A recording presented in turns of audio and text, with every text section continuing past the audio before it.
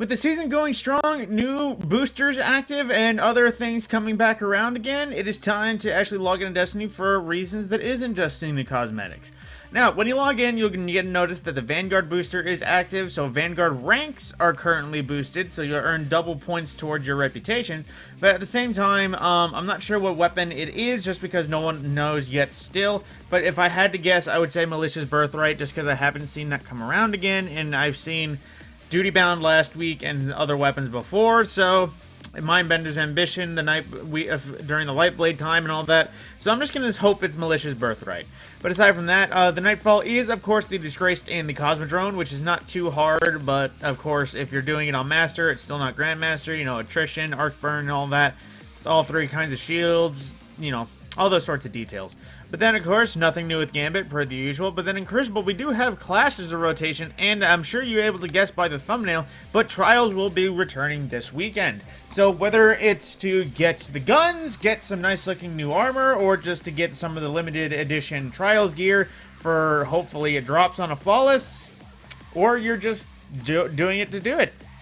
Trials will be back, so there's that for you. Now, into the rest of the world, checking in with the helm, we do have the Cosmodrome Silas Battlegrounds, but also, the rotation has gone all the way around, so there is only 3 bosses for Catch Crash, which means it's back to I-1, which is the Shank boss we had for the first week, in case you need specifically that boss. And as well, of course, there's more seasonal stuff. I don't know if we're going to a new location during Expedition or any sort of things because it's a playlist. We can't exactly pick individual areas because for some reason Bungie just forgoed actually giving us the available pick option. But aside from that, into the Eternity for our details for dares, it is for our Legendary mode.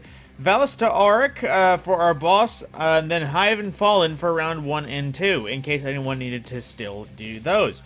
Now, into the Throne World, so, oh, wait, I forgot one important detail. Our rotators, so, in the Eternity, I'm sure you saw, but Grasp of Avarice is currently our Pinnacle dungeon for this week, so complete that for a Pinnacle drop, and then as well, Vault of Glass is our Pinnacle raid.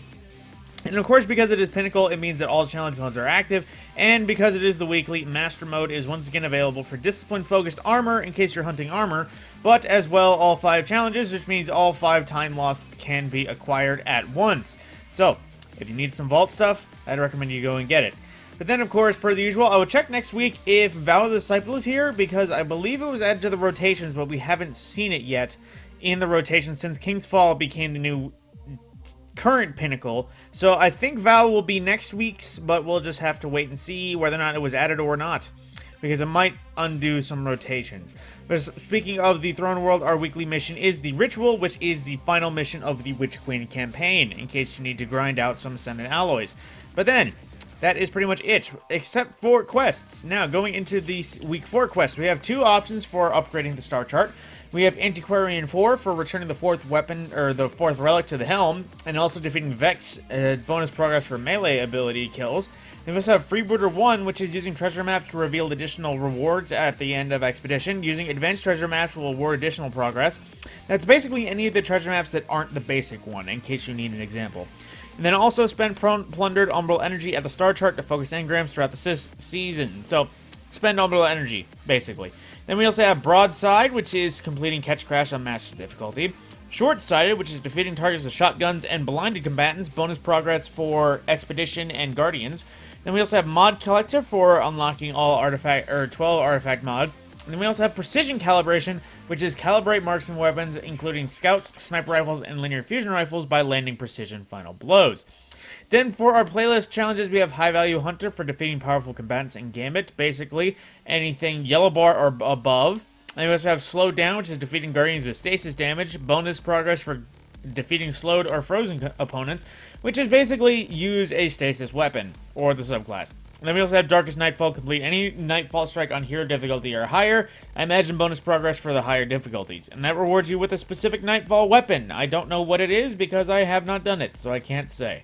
But aside from that, that's everything that is new with the reset roaming about.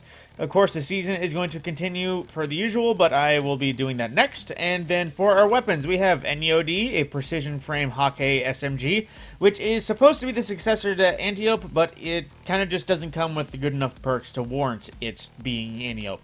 You also have Lunalata 4B, which is a lightweight frame arsenic bite successor in the form of a stasis bow, which, yes, can roll with headstone, in case you were wondering.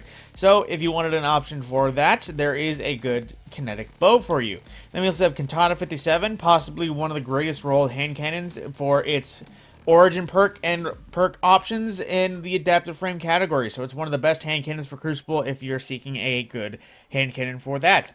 And we say I have Fugue 55, which is a decent enough sniper in terms of damage, but of course it is an adaptive frame. This is probably one better off going into Crucible because it is Gen Suros and has better flinch resistance just for using the weapon.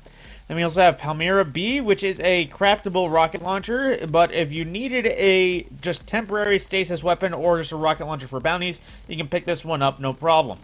Then we also have Typhon GL5, which is one I think I've seen every week of the season so far.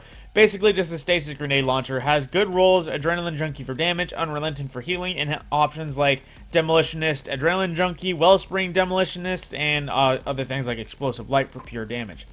Now, aside from that, that's pretty much everything that is important about the resets in the world. And any more details, of course, the season will continue. I'll have a few videos out across the time because I actually have some ideas for some content. But aside from that, my name is Matt Scorpion, and this has been the Reset Update. I'll see you in the next video.